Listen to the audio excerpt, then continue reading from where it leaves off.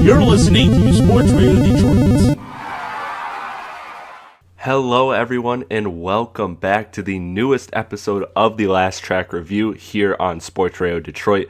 I am of course your host Chris Platty, and once again I am back for another album review. Now I got some surprises that are coming later on down with the show. I just talked to Roger and I got some great ideas, some great content, and the content that I'm bringing you will be new starting next week, and I'm very, very excited for that, and I won't spoil that any more than that, but you definitely want to stay tuned for that. And as always, be sure to check out everything on Sports Radio Detroit. I myself have another podcast titled The Platty NBA Minute, which of course is me talking NBA hoops generally around the whole league and giving a national perspective on what is going on in the NBA, the biggest and best storylines. But now let's get back to today's episode, which is, of course, a review of Offset's new album, Father of Four. Now, Offset, I'll keep it very brief because you all probably know who he is. If you don't, he is one-third of the supergroup Migos, and he is the last of the three to put out a solo album. Quavo and Takeoff both dropped their solo albums last year. Quavo's was just titled Quavo Honcho, and Takeoff's was called The Last Rocket. And he's also very famously known for being married to Cardi B, and of course he had some personal issues that went public, which we'll get into on the records. I don't want to talk on that more than it needs to be because that's something we're definitely going to be a recurring theme on this album and something we will definitely touch on. The album is produced in its entirety by, of course, Southside and Metro, two frequent collaborators of the Migos, but also features a little bit of production from 808 Mafia and things of that nature. So pretty much all of the normal suspects when it comes to a Migos album as far as production goes. And album feature-wise, that's also pretty similar, but with some nice surprises. So you have Gunna, Travis Scott, 21 Savage, Gucci Mane, Quavo, Cardi B. Of course, those are all very expected guests on a Offset album. Big Rube also is a member of the legendary Dungeon family and has done many spoken word and interludes for artists like Outkast, Future, Goody Mob, and some other South artists predominantly. So which is what he does on this record. So I'll get into that in a moment. But also it features some surprise guests like J. Cole, like CeeLo Green, that really kind of spice things up and give a fresh flavor. So overall, going into this, I was very excited just because I felt like of the three artists, Offset's personal life has been most public, and these artists generally have been artists that don't go too far into their personal life, don't get too deep or introspective on record, which, I respect that. But with Offset in his situation being very public and very open, that kind of allowed Offset to get introspective and deeper than a lot of the other Migos tend to do on their bodies of work. So overall, I was very excited coming into this.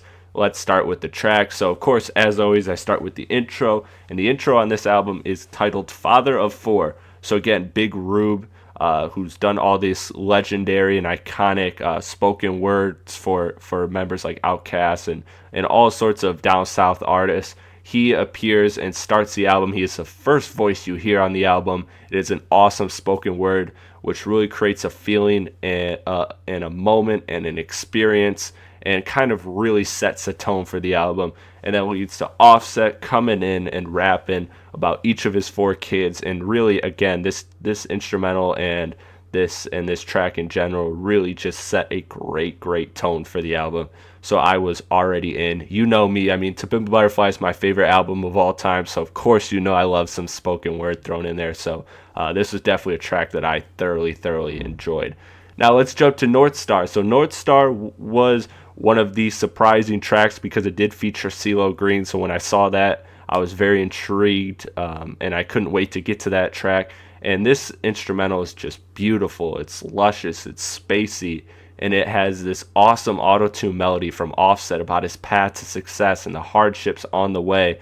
And then just when you think the song can't get any better, CeeLo comes in and absolutely kills it, and he's killing it solo. And then there's another twist at the end where these beautiful stacked choir vocals come in behind CeeLo, just making it a very, very amazing track with a lot of twists and turns and a very complete, different instrumental that than you're used to hearing Migos rap on. So I thoroughly enjoy this record, and this is one of my absolute favorites. So you have to check this one out for sure. If you're going to check out one record on here, this is a record that shows you that this project is going to be more than what you would traditionally expect from a Migos release. Don't Lose Me. Offset again gets very personal on this one. He gets very personal multiple times on this album, but this to me is the best moment as this track starts with this infamous Instagram video. You know, he's begging Cardi to take him back, kind of really setting up for the content of the rest of the track. And the beat is a very spacey, traditional trap beat, much like a lot of the production on this album. But it does feature this like beautiful violin that kind of fades in and out throughout the track. Like it kind of fades out when Offset is rapping, but when Offset lets the beat breathe, it kind of comes back in and kicks back up a little, so it kind of gives you a nice little feeling. And Offset's, once again, great melodies kind of help you make that pain translate and kind of understandable for the listener. I felt myself feeling for Offset and his pain that he talks about on this record. Of course, this is all about, you know, just trying to get Cardi back, and you know, he talks about he describes it as his demons when it comes to cheating and infidelity, that it was just, you know, he's living the rock star life, and it was just there was so much temptation around him. And you know, and now that he has cheated, he's learned that, you know, it's not the right thing to do. He is a father now. He's married to Cardi. It's not just a regular relationship. This is his wife, the mother of his child. So there's a lot of signs of growth from Offset on this record, something that I really enjoy. And I just enjoy seeing growth in people, you know, and artists are no different. So this is definitely an awesome record. And like I said, the melodies are all awesome.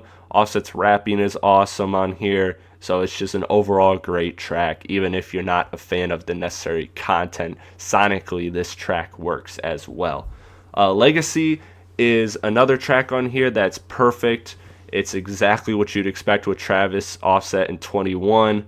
And that's 21 Savage, by the way. You know, and even though it's a more predictable track from a lot of these other records, it's not done in a bad light. Everyone delivers how you'd expect over a banging beat by 808 Mafia. This is definitely one of the most commercial records on here. Reminds me a lot of the Without Warning collaboration with its dark, rattling bass and nasty kicks and rattling hi-hats as well, kind of sprinkled in there. It's really just a generic. It's really just a polished and generic trap beat that features Travis, Offset, and 21 doing as you would expect them to do on a collaboration. So it's something that, you know, when these three artists get together, you're always excited, you're always looking forward to it, and you definitely get what you're expecting. There's no left curves in there, there's no beat transitions, there's no switches, none of that. It's just a dope track with those three dope artists. So it's definitely one that sticks out to a lot of people, and one you'll probably be hearing a lot, especially if you're driving in the car, going to parties and clubs and all that, because this is a record that's going to go up. The next track is Clout with his wife Cardi B. So this was one that I was very excited for, not only for the chance to get content and substance, but also just the ability to see the chemistry between Cardi and Offset. And this track really highlights that chemistry, because we rarely get this collaboration, because frequently it features the whole Migos or sometimes others, like the Motorsport with Nicki Minaj on it as well. So we rarely get to see Cardi B and Offset together, just the two of them on a record. And it is fun because Offset, you know, has his laid, cool back demeanor, and Cardi's just, you know, Cardi is Cardi, man. She's super fun, she's confrontational, she's bold. She's in your face, and it creates a unique, fun dynamic. And with a very simple but present trap instrumental, this song is fun with high replay value.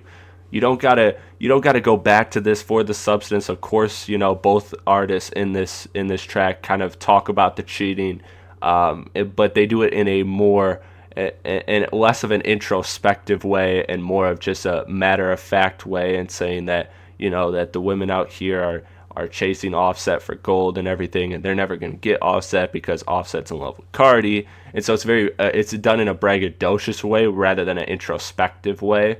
And so the substance isn't necessarily something that you really have to pay attention to. It's just kind of these slick one-liners here or there that if you're looking for the content, it's there. But if you're not, and you just want to hear some fun commercial records, this track has you covered in that aspect too. So it's a very fun record. It's one that I thoroughly enjoy. Now, Red Room was the lead single of this project, this slow tempo banger with Offset. This is one of the tracks that I have a complaint with, and that is the fact that it's one of the only records that doesn't stand out. Like, it's still a cool record. I've always been saying this when it comes to the Migos, both individually and collectively. They don't make music that I would deem bad. They make music that's at least very passable, and something that when it comes on, because their triplet flow is so catchy, because their chemistry is so great, and the production is so great, that they know exactly how to get through a beat and hold your attention, and they don't stay longer than they need to on instrumentals, making it a very fun and quick and enjoyable and just content you don't really have to think about when you're consuming, just something you can sonically enjoy. And that this Red Room track kind of reminds me of that, right? Like, it's not a good record, it's not even a great record, but it's not a terrible record. It's far from a terrible record. If this song comes on, I'm not one to say, turn this off, but I also don't think I'm going out of my way to ever listen to this record beyond preparation for this review. So that's kind of my only knock against it. But again, it speaks to the talent of both the Migos and Offset in particular to be able to create music with such a high floor and an even higher ceiling. But that leads to the outro track, which is Came a Long Way. So this closing track is produced by Metro and is a dope track with Offset reflecting on everything from his come up to his personal life to his family, and really just gives a satisfying finish to an album. I don't want to spoil a lot of the bars in there because there are some dope, interesting bars that Offset delivers on here, and that's something that I want the listeners to consume. So I don't really like to read off the lyrics too much on here, because I feel, as somebody who's a lyrics-driven person when it comes to music, I like the listeners to be just as shocked as I was the first time hearing it, and let them kind of jump to their own conclusions. But this is a dope track, a nice way to close out. Awesome instrumental, no complaints here. Overall, for this album, I'm feeling a 7.5 out of 10. This album has very little to complain about. It's got great production, the right features, and the number of features to kind of keep things fresh. Just when you think things could get stale, Gunna comes on, or Travis, or 21, or Gucci, or Quavo, or Cardi, or Cole. Like, all these artists are just kind of spaced out perfectly in this project to make things feel complete and fresh. So when I'm listening to this album that has a runtime of 57 minutes, which is kind of long in today's day and age when it comes to hip-hop, it's still very enjoyable and very quick, and it doesn't feel like a torturous 57 minutes because, again, the music has a high floor, and sometimes a low ceiling, but a lot of times at least a high floor and an even higher ceiling. So that kind of makes this listen very, very fun. Also, there, again, without too many low points, there's a lot of great cohesion, there's a lot of great sequencing. And the content, this album kind of reminds me of a scaled back 444, which, as we all know, Jay-Z was kind of dealing with the same, infidelity issues that Offset is dealing with on this record. But not even just in that vein, not even just in the cheating aspect. Like, I'm not just saying that because these are two artists that cheated. No, like, Offset and Jay-Z both are just, these are just personal albums. These are albums that, if you're a fan of the artist, the artist opens up like never before. And that's something that's always been even a complaint with Jay-Z, right? Is that Jay-Z doesn't open up enough. And it took him all the way to the Blueprint to really kind of open up to people consistently. And so that's something that a lot of people kind of knock Jay-Z for a lot of his career, truth be told. And I'd push back on that, but that's besides the point. That just shows you that, an album like 444 to a Jay-Z fan like myself holds a special place in your heart, because despite it, it is one of his best albums, but it's not necessarily the best album. But what makes it special to me is the whole introspection and just the moment in time that it creates and it captures with Jay-Z in his career and his personal life. And that is how I feel about this Offset record. So for those of you that are big time fans of Offset, this is a record that you're going to remember and stick with for a long time, because there is a lot of substance on here, a lot more than Normal's Migos project, and a lot more than Offset is used to delivering. So I think that there's that, and then there's, again, fresh production that's kind of new and fun. And also Offcase showed his ability to have his own presence, again, separate from the Migos, with his versatility and a surprisingly refreshing range of quality melodies. That was something that I personally didn't expect Offset to have in the bag, but he delivered a lot of melodies on here that worked. I'm pretty sure there's not a single melody on here that I didn't thoroughly enjoy, which is really saying something. So I really enjoy Offset for doing that, and I have to compliment him for doing that, I should say.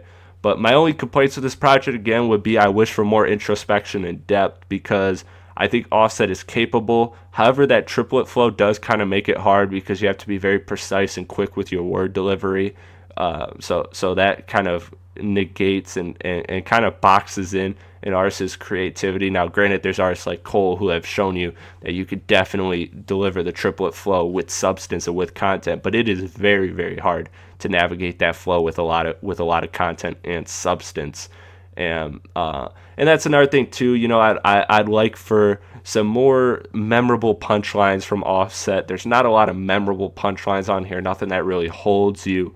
There's a few here and there kind of scattered throughout the project, but for the most part, Offset is just really delivering very generic bars. And then really the only time he gets outside of generic is when he gets introspective, which is another reason why him being introspective is so important, because he is not an artist that really has those one-liners that just make you laugh or make you, really just question what you heard or rewind the track.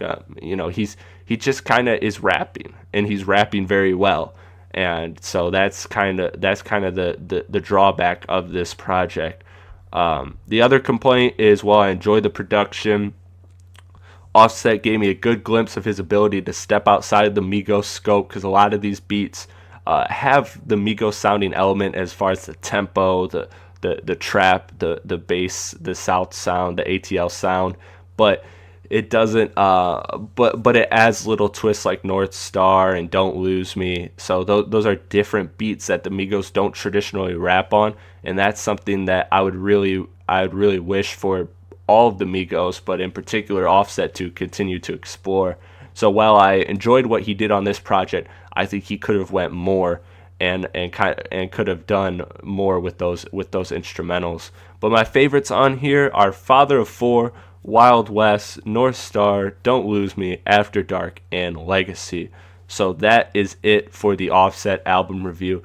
Let me know what you think, if you loved this album, if you didn't like it, if you thought it was okay, if it was cool. What are some of your favorite tracks? What do you not stand about this album? What can't you stand?